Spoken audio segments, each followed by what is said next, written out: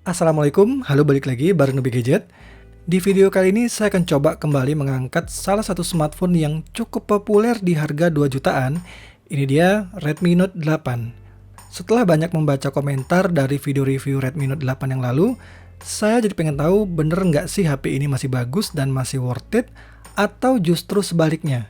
Yuk langsung aja kita bahas.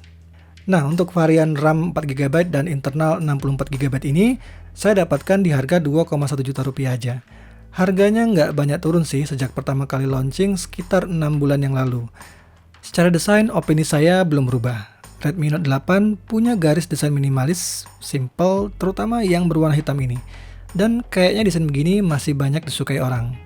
Desain layar memang nggak seperti HP sekarang yang mulai bergaya pansel display. Jadi model notch begini memang kerasa sedikit ketinggalan. Tapi it's okay lah, karena di harga 2 jutaan, rata-rata pesaingnya masih bermain di resolusi SD+. Sedangkan Redmi Note 8 udah pakai panel IPS beresolusi Full HD+. Cuma mungkin tonjolan di bagian kamera belakangnya ini banyak yang nggak suka. Tapi kalau udah dipakein soft case nggak begitu kerasa menonjol lagi kok. Out of the box, Redmi Note 8 udah dibekali MIUI 11 versi 11.0.4. Saya cek ini adalah versi paling baru, dan untuk basis Android-nya masih bertahan di Android 9 Pie. Banyak juga yang nanyain apakah Redmi Note 8 akan kebagian update MIUI 12. Jawabannya, ya udah pasti dapat. Apalagi perangkat ini umurnya nggak nyampe setengah tahun, sedangkan dukungan update MIUI bisa kok mencapai 3-4 tahun. Lebih dari standar update di HP Android lainnya yang paling lama hanya 2 tahunan. Dari informasi yang saya baca-baca sih, Redmi Note 8 nggak sekedar dapat update MIUI 12, tapi versi Android-nya juga akan di-upgrade ke Android 10. Dan saat video ini saya bikin, infonya udah dalam tahap internal testing. Nah, soal update sistem ini ada satu yang perlu diperhatikan. Usahakan nggak usah buru-buru pencet update setiap kali ada pengingat versi update terbaru. Tunggu sekitar 1 mingguan lah, dan lihat lagi apakah notifikasi update-nya masih ada atau justru menghilang. Dari banyak kejadian nggak cuma di HP Xiaomi, kadang-kadang update bisa aja ditarik kembali karena banyak pemakai yang ngeluh atau malah lebih parah, menyebabkan HP jadi heartbreak atau mati total.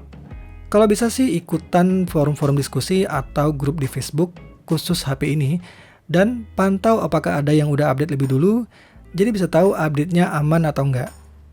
Nah, masih soal versi MIUI, sempat jadi perdebatan apakah mode high frame rate di game Mobile Legends hanya ada di MIUI 10 dan nggak ada di MIUI 11. Ya, karena di video hands-on Redmi Note 8 yang pernah saya bikin, masih pakai MIUI versi 10.3 dan opsi high frame rate-nya ada di situ. Sedangkan setelah update ke MIUI 11, sudah nggak ada lagi. Apakah benar-benar ini disebabkan update ke MIUI 11? Ya, bisa jadi. So, kalau harus menunggu pembaruan dari pihak developer game, kayaknya kelamaan deh. Karena udah jalan 5 bulan semenjak update MIUI 11 ini turun. Buat yang sengaja beli HP ini untuk main game Mobile Legends, saya saranin jangan pilih Redmi Note 8. Terus gimana dengan layarnya? Apakah ada isu burn-in atau image retention?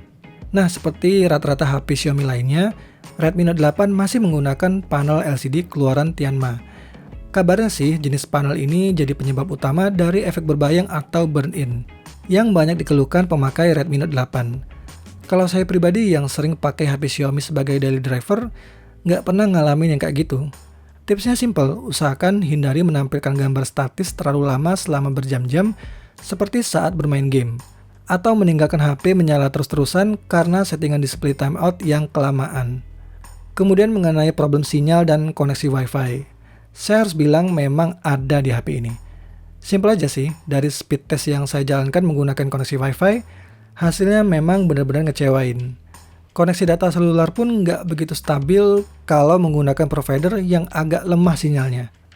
Terakhir, bagian yang paling mengganggu menurut saya, yaitu optimalisasi sistem MIUI 11 di Redmi Note 8 ini. Ya, saya udah nyobain MIUI 11 di berbagai HP Xiaomi, dan Redmi Note 8 punya performa UI paling jelek di antara yang lainnya.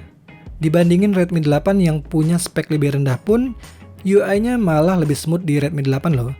Kerasa kok di efek transisi dan animasinya yang kadang-kadang ngalamin stuttering. Untungnya hanya di efek transisi, jadi soal kecepatan buka aplikasi nggak ada masalah. Terus apakah problem-problem ini akan diperbaiki di MIUI 12? Ya, saya nggak bisa jawab sekarang, tapi pastinya saya juga berharap semuanya akan diperbaiki. Karena Redmi Note 8 ini sebenarnya punya spek yang mumpuni loh. Jangan sampai bikin pemakainya kecewa, karena antara spek dan optimalisasi software yang nggak sejalan. Oke, sampai di sini dulu video dari saya. Kalau ngerasa suka dan terbantu dengan video ini, jangan lupa klik like dan share ke teman-teman kalian ya. Subscribe juga channel ini untuk video menarik seputar gadget lainnya. Sampai jumpa di video berikutnya, semoga bermanfaat dan wassalamualaikum.